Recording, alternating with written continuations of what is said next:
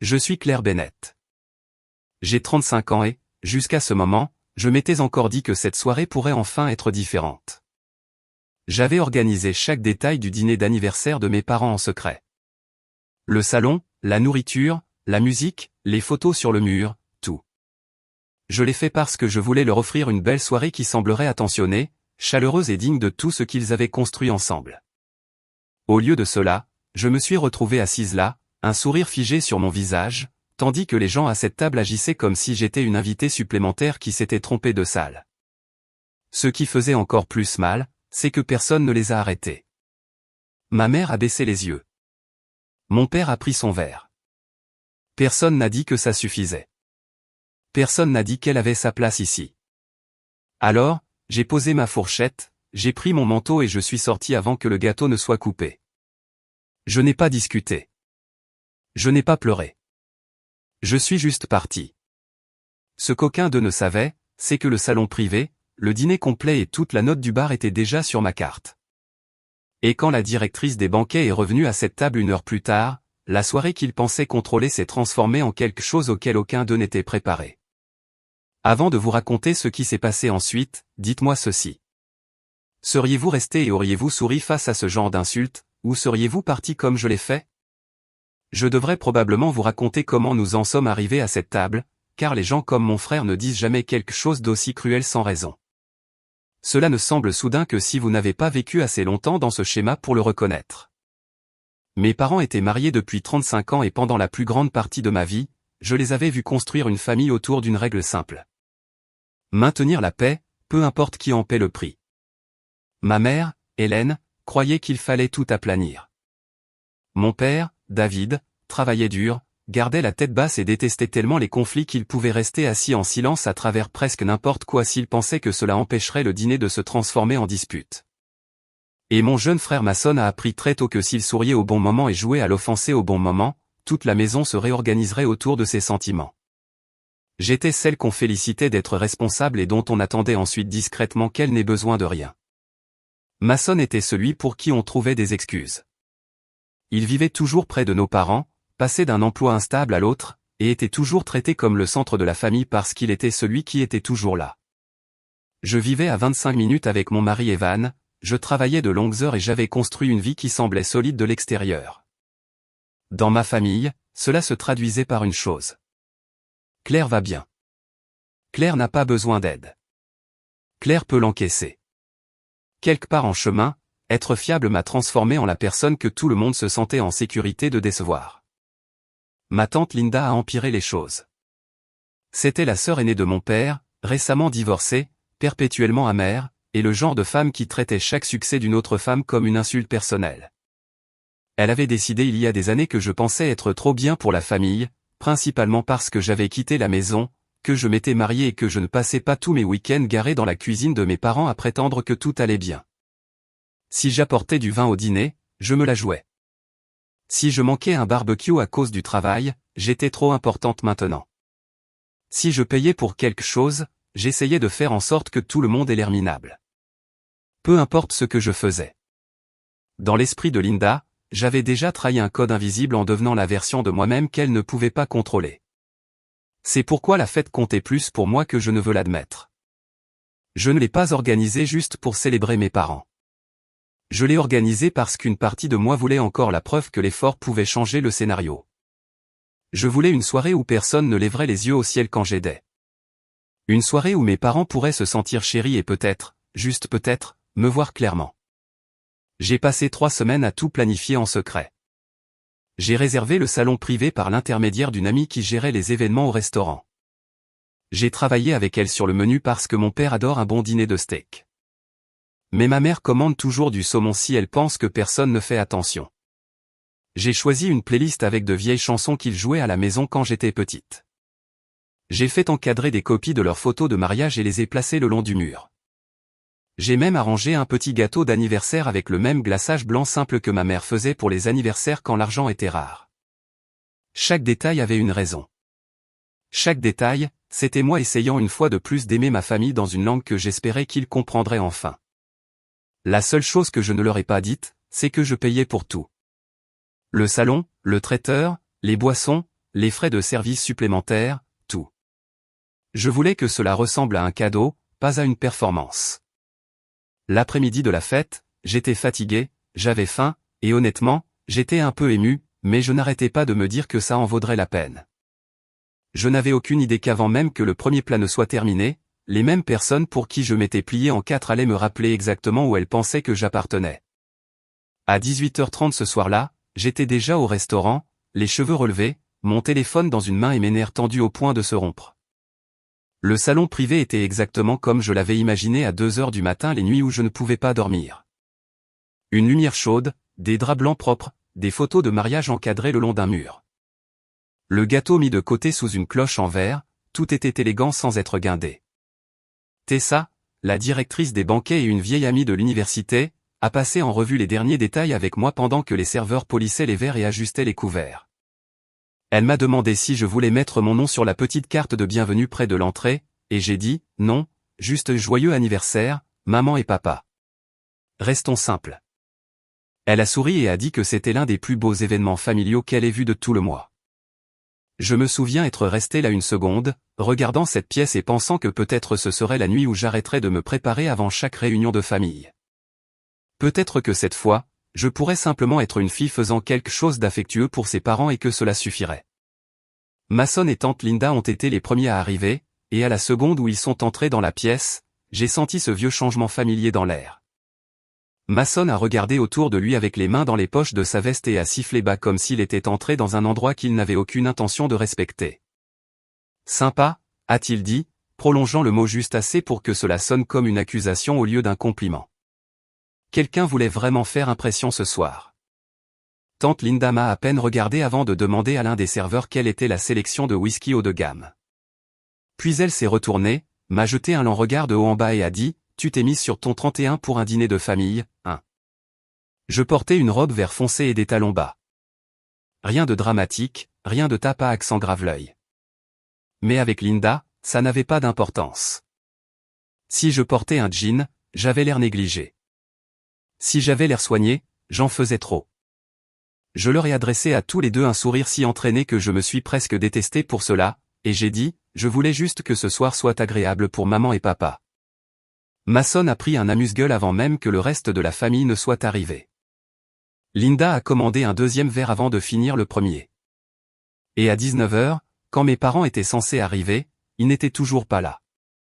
J'ai vérifié mon téléphone, envoyé un message à ma mère et reçu un court message disant qu'ils étaient en retard parce que mon père avait changé de chemise 2 fois et ne trouvait plus la veste que ma mère voulait qu'il porte. C'était assez normal pour presque me faire rire. Alors, j'ai attendu. 19h10 est devenu 19h20.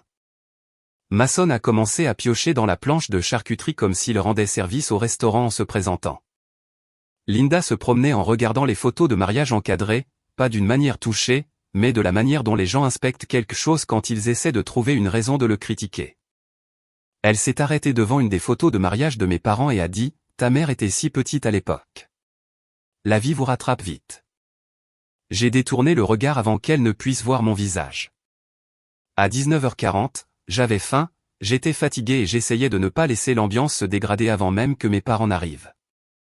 Puis finalement, à 19h45, la porte s'est ouverte et mes parents sont entrés ensemble. Tout le monde a crié surprise et pendant un merveilleux moment, c'était exactement la soirée que j'avais voulu. Ma mère a mis ses 2 mains sur sa bouche et a commencé à pleurer avant même d'avoir fait 3 pas dans la pièce. Mon père s'est arrêté net, a regardé les photos, les fleurs et la lumière des bougies, puis m'a regardé droit dans les yeux avec cette expression que je n'avais pas vue depuis des années. Pas de suspicion, pas de distraction, juste de l'émotion pure.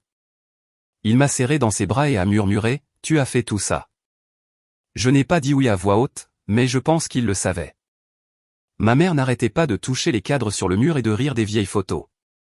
Mon père s'est vraiment détendu. Mason s'est bien comporté pendant environ 20 minutes. Même Linda a réussi à rester silencieuse une fois que la nourriture a commencé à arriver. C'est la partie qui a presque rendu ce qui s'est passé ensuite irréel, parce que c'est toujours pire quand quelqu'un gâche un moment qui avait la chance d'être beau. Le premier plat est venu et reparti. Puis les plats principaux sont arrivés un par un, posés devant nous dans un silence de service impeccable et de vapeur chaude. Mon père a eu l'entrecôte. Ma mère a eu le saumon. Masson avait un plat cher glacé au bourbon qu'il n'aurait absolument pas commandé s'il avait pensé qu'il le payait lui-même. Mon assiette a été posée devant moi, et je me souviens avoir eu si faim que mes mains tremblaient presque quand j'ai pris ma fourchette. J'avais à peine mangé de la journée. J'avais été trop occupé à m'assurer que chaque détail était parfait. J'ai coupé la première bouchée et je commençais juste à la soulever quand Masson s'est penché vers moi avec ce demi-sourire paresseux et suffisant qu'il portait toujours juste avant de dire quelque chose d'assez cruel pour passer pour une blague. « Essaie de ne pas trop manger, Claire, a-t-il dit. Tu n'as pas payé pour ça. » Pendant une seconde, j'ai honnêtement cru que j'avais mal entendu. Puis tante Linda a ri, pas fort, juste assez sec pour couper tout le reste à table, et a dit « Laisse la vraie famille en profiter pour une fois. Tu pourras emporter les restes s'il y en a. » La pièce n'est pas devenue silencieuse d'un coup. Elle s'est en quelque sorte effondrée en silence par morceaux. Ma fourchette s'est arrêtée en l'air. Ma mère a baissé les yeux sur sa serviette. Mon père a pris son verre et n'a pas parlé. Personne n'a dit à Masson de se taire. Personne n'a dit à Linda qu'elle avait dépassé les bornes. Personne n'a dit que c'était Claire qui payait pour tout ça. Ou même, Claire. C'était méchant. Est-ce que ça va? J'ai posé ma fourchette très soigneusement parce que ma main avait commencé à trembler. Et j'ai regardé d'abord Masson, puis Linda, puis mes parents. Tu viens vraiment de me dire ça, ai-je demandé. Masson a haussé les épaules, souriant déjà comme s'il se sentait glissé en sécurité. Détends-toi. C'était une blague. Tante Linda s'est penchée en arrière dans sa chaise et m'a lancé cette expression qu'elle portait toujours quand elle voulait que je me sente ridicule de réagir à quelque chose de méchant. Ne commence pas, a-t-elle dit. C'est la soirée de tes parents. Ma mère a finalement levé les yeux et m'a touché le poignet une demi-seconde. Chérie, ne sois pas si sensible. C'était ça. Pas Masson, pas Linda, ma mère.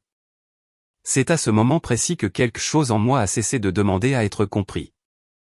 Je suis resté assise là, à regarder les gens que j'avais passé des semaines à essayer d'honorer, et j'ai réalisé que je pouvais rester et avaler ça comme je le faisais toujours, ou que je pouvais partir avant de perdre le dernier morceau de dignité qui restait sur cette table.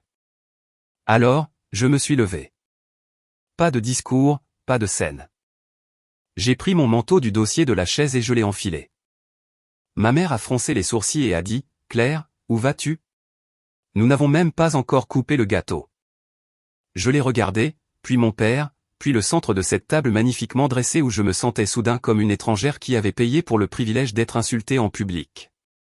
Vous devriez tous profiter du reste de la soirée, ai-je dit doucement. Vraiment, s'il vous plaît. Masson a ri sous cap et a marmonné, la voilà qui repart, dramatique comme d'habitude. Je ne lui ai pas répondu. Je suis juste sorti de cette pièce, le dos droit et le visage calme, même si ma poitrine me donnait l'impression d'avoir été ouverte en deux. Et tout le long du couloir, au-delà de la musique, du tintement des verres et du calme raffiné du restaurant, je me suis accroché à une seule pensée simple. Aucun d'entre eux ne savait quelle carte avait payé pour chaque bouchée sur cette table. Pas encore. J'ai fait la moitié du couloir avant de m'autoriser à m'arrêter. Pas parce que j'étais sur le point de retourner en courant, et pas parce que je m'attendais à ce que quelqu'un me suive. Je me suis arrêté parce que j'avais besoin d'une grande respiration avant de dire quoi que ce soit. Mon cœur battait si fort qu'il semblait être monté dans ma gorge. Mais le plus étrange était la clarté soudaine de mon esprit. J'en avais fini de discuter avec des gens qui ne savaient qu'appeler la cruauté une blague après s'être fait prendre à être cruel. J'en avais fini de mendier un respect de base à des gens qui pensaient que le silence comptait comme de l'innocence. Tessa m'a repéré avant même que j'atteigne le comptoir d'accueil. Elle sortait d'une autre salle d'événements privée avec une tablette dans une main et dès qu'elle a vu mon visage, son expression a changé. « Claire, ça va. » J'ai hoché la tête une fois et j'ai dit, « J'ai besoin que tu fasses quelque chose pour moi. » Nous nous sommes éloignés un peu de la salle à manger principale pour que personne ne puisse nous entendre. J'ai gardé ma voix calme parce qu'à ce moment-là, le calme semblait plus fort que la colère. Dans un heure, ai-je dit, je veux que tu rapportes la note finale à cette salle et que tu demandes qui signe pour l'événement. Frais de location de la salle, traiteur, dépassement du bar, pourboire, tout. S'ils ont l'air confus, dis-leur que l'événement a été réservé et payé par Claire Bennett. Tessa m'a regardé une demi-seconde, puis ses yeux se sont écarquillés parce qu'elle a compris immédiatement. Elle ne m'a pas demandé si j'étais sûr. Elle avait entendu assez dans ma voix pour savoir que je l'étais. Tu pars? Oui, ai-je dit. J'en ai fini pour ce soir. Elle a regardé derrière moi vers le couloir qui menait à la fête, puis de nouveau à moi. Claire, je suis désolé. Tu as travaillé si dur pour ça. J'ai esquissé un petit sourire qui ne ressemblait pas à grand-chose. Je sais. C'est un peu ça le problème. Elle a tendu la main et a serré mon avant-bras une fois, juste assez pour que ce soit humain, puis a dit « Je m'en occupe ». Je l'ai remercié, lui ai transmis la note d'autorisation finale de mon téléphone au cas où elle en aurait besoin pour le dossier, et je suis sorti par les portes d'entrée dans la douce nuit de Nashville. L'air extérieur aurait dû être agréable après tout cet air de restaurant raffiné, mais je l'ai à peine remarqué. J'ai juste continué à marcher jusqu'à ma voiture, j'ai ouvert la portière et je me suis assise derrière le volant, les deux mains posées dessus, regardant à travers le pare-brise sans voir grand-chose. Il y a un moment, après avoir quitté un endroit comme celui-là, où votre corps pense encore que vous êtes en danger, même quand la pièce est derrière vous. Mes mains tremblaient. Mon visage était chaud. Mon estomac était vide, ce qui rendait le tout encore plus méchant. J'avais payé pour un dîner que je n'ai pas pu manger, pour une salle que j'avais décorée, pour une célébration que j'avais construite de mes mains, et j'en suis sorti comme si c'était moi qui n'avais pas ma place. Mais sous toute cette douleur, il y avait quelque chose de plus stable que la peine. C'était de la certitude. Pour une fois, je n'étais pas resté assez longtemps pour être forcé de prétendre que tout allait bien. J'étais parti avant qu'il ne puisse réécrire ce qui s'était passé. Je suis rentré à la maison avec la radio éteinte et mon téléphone face caché dans le porte-gobelet. Au feu rouge, je n'arrêtais pas de penser à la pièce que je venais de quitter. Mason se penchant en arrière dans sa chaise, probablement encore avec un sourire narquois. Tante Linda prenant son verre comme si rien d'important ne s'était passé. Ma mère aplanissant le moment dans son esprit avant même l'arrivée du dessert. Mon père ne disant rien parce que ne rien dire était devenu son refuge favori depuis des années. Je savais exactement comment l'heure suivante se déroulerait. Il continuerait à manger. Il se dirait que j'avais surréagi. Mason ferait probablement une imitation de moi partant et tante Linda rirait comme si elle ne venait pas de m'humilier dans une pièce que j'avais payée. Ma mère dirait, donnez-lui du temps. Elle va se calmer. Et puis la note apparaîtrait. La facture ne les frapperait pas d'abord comme des chiffres. Elle les frapperait comme un fait. Claire était l'hôte. Claire avait payé pour la salle. Claire avait payé pour la nourriture. Claire avait payé pour le bar ouvert auquel il s'était servi tout en la traitant comme une étrangère. Au moment où je suis arrivé dans mon allée, j'avais presque pitié d'eux. Presque.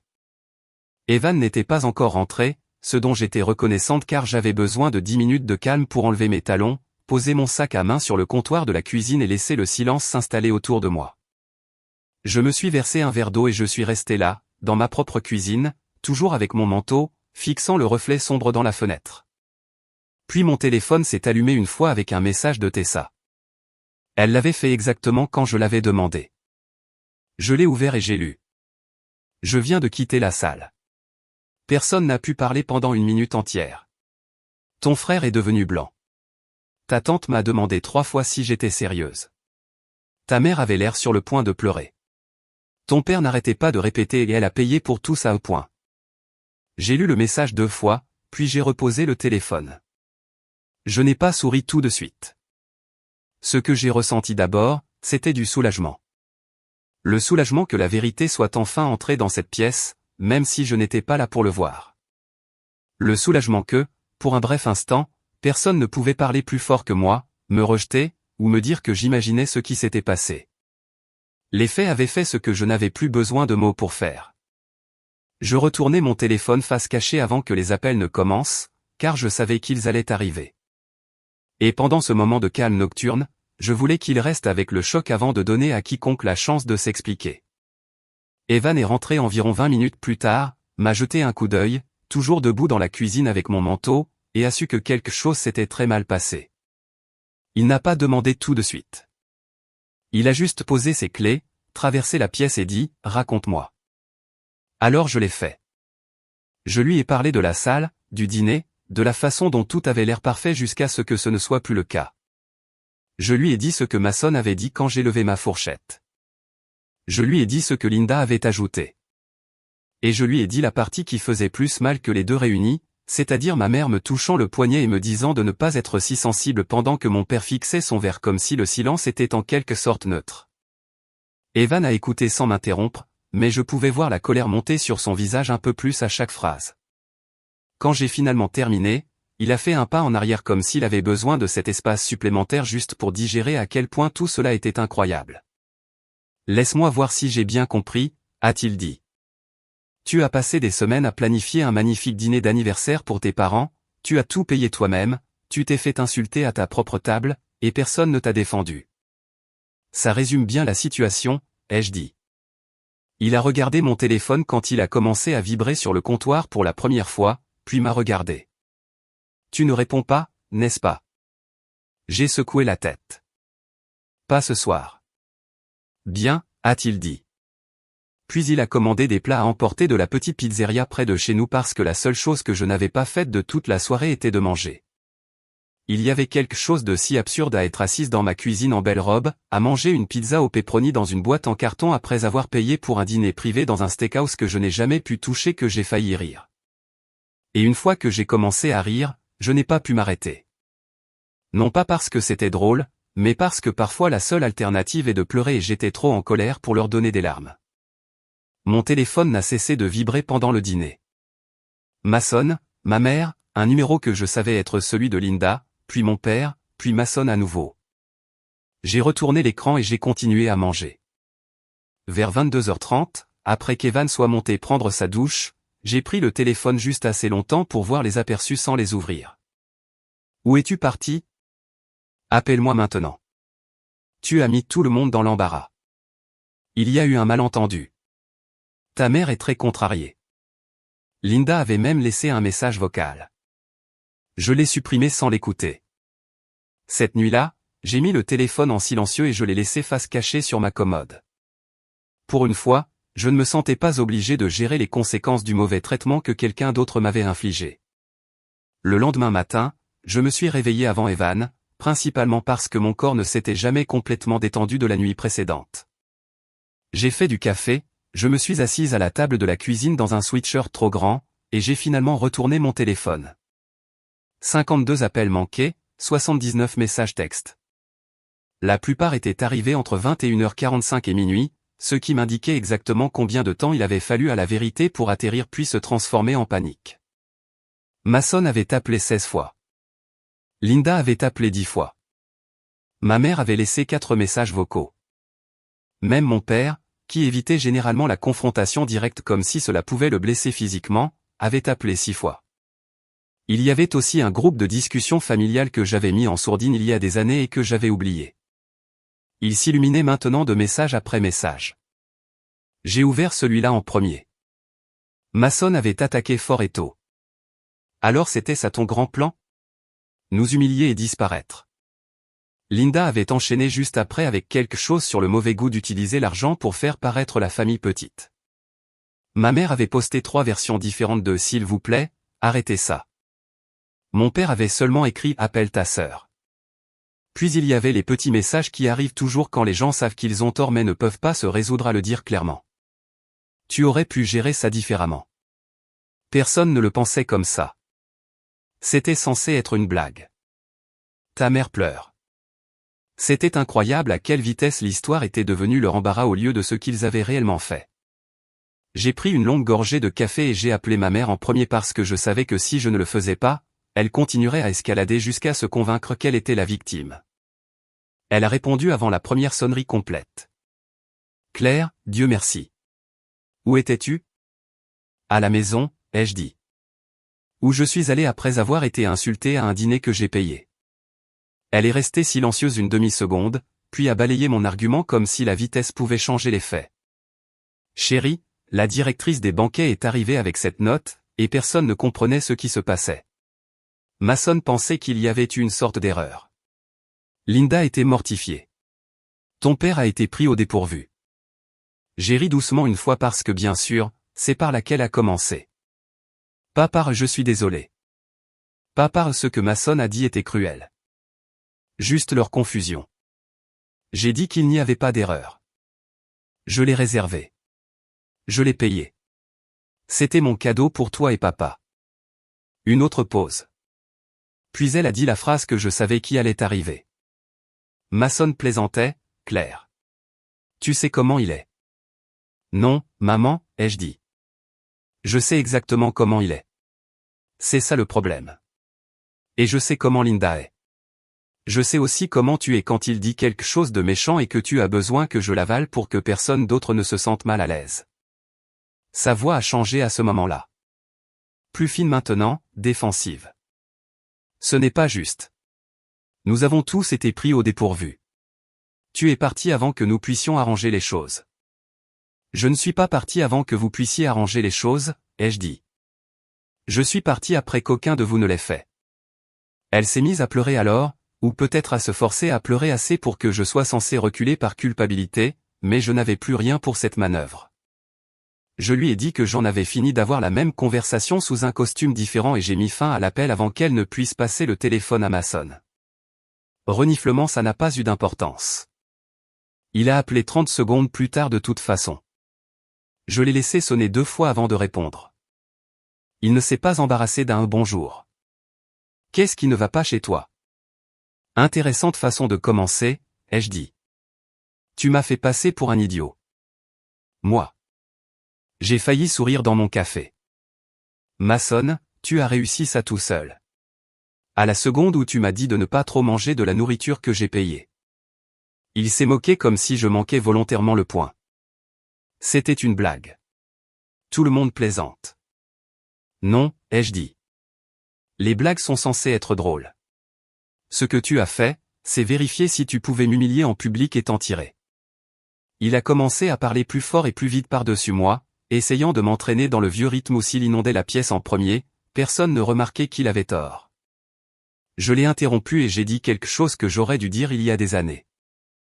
Je ne suis pas ton souffre-douleur juste parce que cette famille m'a entraîné à être la personne raisonnable. Puis j'ai raccroché au nez. Et reniflement pour la première fois depuis que j'ai quitté ce restaurant, j'ai senti quelque chose changer. Pas en eux, en moi. La culpabilité commençait à se dissiper. Et en dessous, il y avait quelque chose de plus propre. J'avais enfin fini de confondre l'amour avec la permission. Pendant 2 jours, les choses ont été étrangement calmes. Pas paisibles exactement, mais plus calmes que ce à quoi je m'attendais après l'explosion au restaurant et les appels téléphoniques du lendemain matin. Mason a cessé d'appeler. Linda a cessé d'envoyer de longs messages offensés sur la loyauté et le respect familial. Ma mère a envoyé un texto une fois pour dire qu'elle priait pour que tout le monde se calme, ce qui dans ma famille signifiait généralement qu'elle espérait que le temps brouillerait les faits suffisamment pour que nous puissions prétendre que rien ne s'était passé. Je n'ai pas répondu. Je suis allé travailler, je suis rentré à la maison, j'ai dîné avec Evan et j'ai essayé de profiter du genre de soirée ordinaire qui me paraissait autrefois ennuyeuse et qui me semblait maintenant presque luxueuse. Pas de tension, pas de sarcasme, pas d'attente que quelqu'un dise quelque chose de méchant pour ensuite appeler ça une blague. J'aurais dû savoir que le silence n'était pas de l'acceptation. C'était une accumulation. Le 3e après-midi, j'ai quitté le travail un peu plus tôt après qu'une réunion ait été annulée. Il était juste après 16h30 quand je suis arrivé dans l'allée et la première chose qui m'a semblé anormale était la porte d'entrée. Pas grande ouverte, pas cassée, juste pas complètement fermée. Elle reposait contre le cadre comme si quelqu'un était parti à la hâte et avait oublié de la fermer complètement. Je suis resté assise là une seconde avec ma main encore sur le volant, la fixant. Evan ne serait pas à la maison avant au moins 1 heure. Il ne laissait jamais la porte comme ça. Moi non plus. Je suis sorti de la voiture silencieusement et j'ai remonté le chemin d'entrée, mon pouls commençant déjà à s'accélérer dans ma gorge. La maison n'était pas bruyante à l'intérieur, mais elle n'était pas vide non plus. Je pouvais entendre des mouvements à l'étage, un tiroir qui coulisse. Quelque chose posait trop fort. Je n'ai pas appelé tout de suite. J'ai juste fait un pas à l'intérieur pour regarder le panneau d'alarme et j'ai vu qu'il avait été désarmé avec le code de secours. Le code de secours de ma mère, celui que je n'avais jamais changé parce que je n'aurais jamais imaginé qu'elle le donnerait à quelqu'un qui n'avait rien à faire dans ma maison. C'est à ce moment que la peur s'est transformée en colère. J'ai sorti mon téléphone, envoyé un message à Evan pour qu'il rentre maintenant, et j'ai commencé à monter les escaliers. Je n'ai pas eu besoin de me demander longtemps. la porte de notre chambre d'amis était ouverte, et je pouvais entendre tante Linda parler sur le ton suffisant et irrité qu'elle utilisait quand elle pensait être pratique et vertueuse en même temps. « Je t'avais dit qu'elle le gardait » a-t-elle dit. « Elle garde toujours tout. » Mason a répondu de quelque part près du placard. « Eh bien, si elle veut mettre tout le monde dans l'embarras, elle n'a pas le droit de s'accrocher aux affaires de famille comme si elle les avait méritées. » Je me suis avancé dans l'embrasure de la porte et je les ai vus tous les deux en même temps. Linda se tenait à côté du meuble de rangement où je gardais des photographies encadrées, de la vaisselle de fête et quelques boîtes de choses qui avaient appartenu à ma grand-mère. Mason était accroupi près d'un sac ouvert, tenant un vieux service en argent que mes parents m'avaient offert après mon mariage. Il y avait d'autres choses déjà empilées sur le lit. Un bol en cristal, un album photo, 2 gravures encadrées, une bouteille de bourbon qu'Evan avait gardée. Pendant une longue seconde, personne n'a bougé. Mason a levé les yeux le premier, et au lieu de la honte, la première chose sur son visage était l'agacement d'avoir été interrompu. « Claire, a-t-il dit, se levant trop vite. Tu es rentrée tôt. » J'ai regardé le lit, puis le sac sur le sol, puis de nouveau lui. « Qu'est-ce que vous croyez être en train de faire dans ma maison, exactement ?» Linda a croisé les bras comme si c'était moi qui étais difficile. « Ne commence pas avec ton drame, a-t-elle dit. Ta mère a dit que c'était bon pour nous de passer prendre quelques affaires de famille. Des affaires de famille, ai-je répété. Vous avez utilisé le code de ma mère pour entrer dans ma maison pendant mon absence et vous avez commencé à emballer mes affaires. Mason a eu un rire court et sans humour. Tes affaires? C'est la meilleure. Une partie de tout ça aurait dû rester chez maman et papa de toute façon. Et après le coup que tu as fait au restaurant, personne ne se sent particulièrement mal de remettre les choses à plat. Remettre les choses à plat. J'ai fait un pas dans la pièce et ma voix est devenue si basse que même Linda a cessé de bouger. J'ai payé pour ce dîner. Vous m'avez tous les deux insulté devant mes parents. Puis vous avez passé 2 jours à me traiter de cruel parce que la vérité vous a mis dans l'embarras. Et maintenant, vous êtes dans ma maison en train d'essayer de faire passer le vol pour une sorte de correction morale. Mason a redressé les épaules comme il le faisait toujours quand il était sur le point de dire quelque chose de stupide et de s'y tenir pleinement. Nous ne volons pas, a-t-il dit. Nous reprenons ce qui compte pour la famille. Tu as bien montré où tu te situais. Et voilà encore.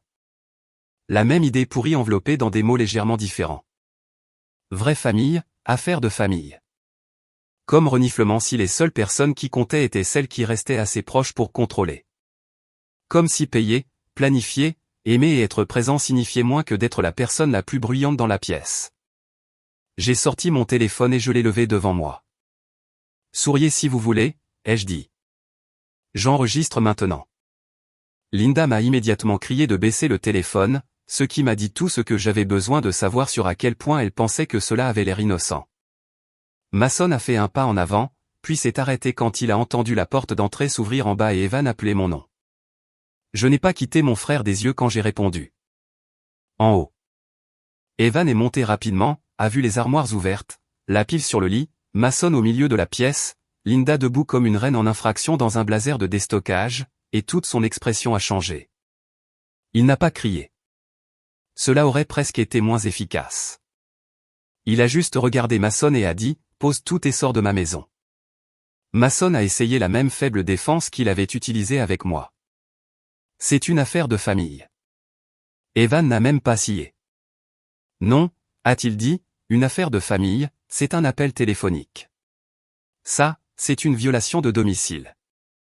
Linda a commencé à parler.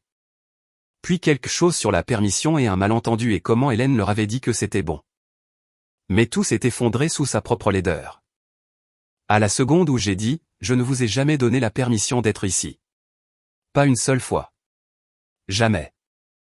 Evan a sorti son téléphone et a dit, si l'un de vous touche à une autre chose, j'appelle la police avant que vous n'arriviez à l'aller.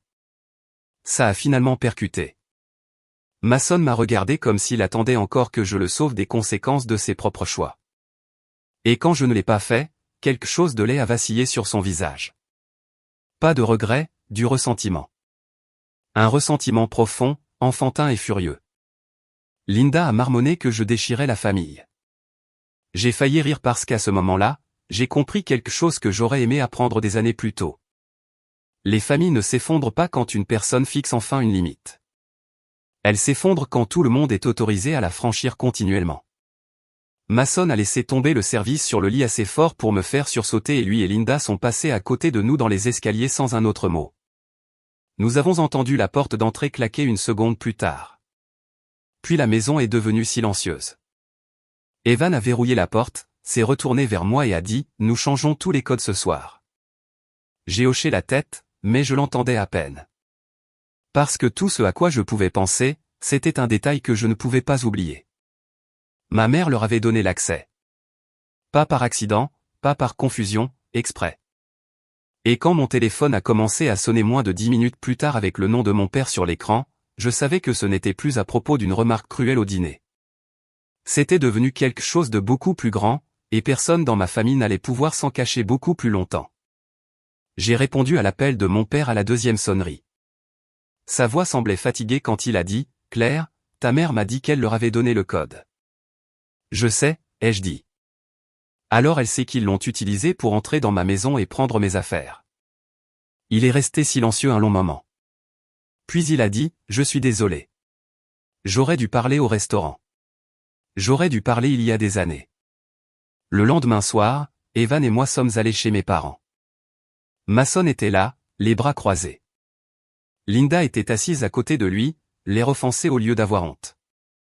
Ma mère avait pleuré. Mon père se tenait près de la cheminée et pour la première fois, il ne s'est pas caché derrière le silence.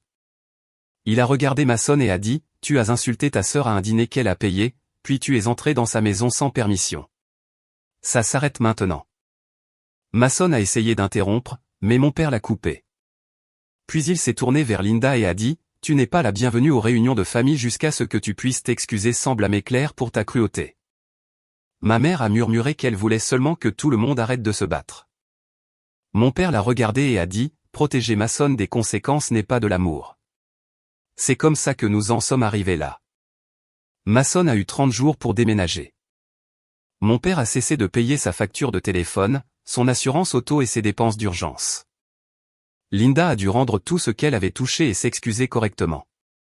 Tous les deux m'ont payé $1000, non pas parce que j'en avais besoin, mais parce que les conséquences devaient être réelles. 2 semaines plus tard, j'ai fait don de cet argent à un centre local de soutien aux familles. Les choses ne sont pas devenues parfaites, mais elles sont devenues honnêtes. J'ai appris que la famille sans respect devient un endroit où les gens s'attendent à ce que vous saigniez en silence. Quitter cette table n'était pas une question de vengeance. C'était une question de leur apprendre enfin que l'amour ne signifie pas donner aux gens la permission illimitée de vous faire du mal. Cette histoire est fictive et créée uniquement à des fins éducatives et narratives. La valeur éducative de ce scénario réside dans son message sur le respect de soi, les limites et la responsabilité. Il rappelle au spectateur que la gentillesse ne doit jamais être confondue avec la faiblesse et que l'amour familial doit toujours inclure le respect.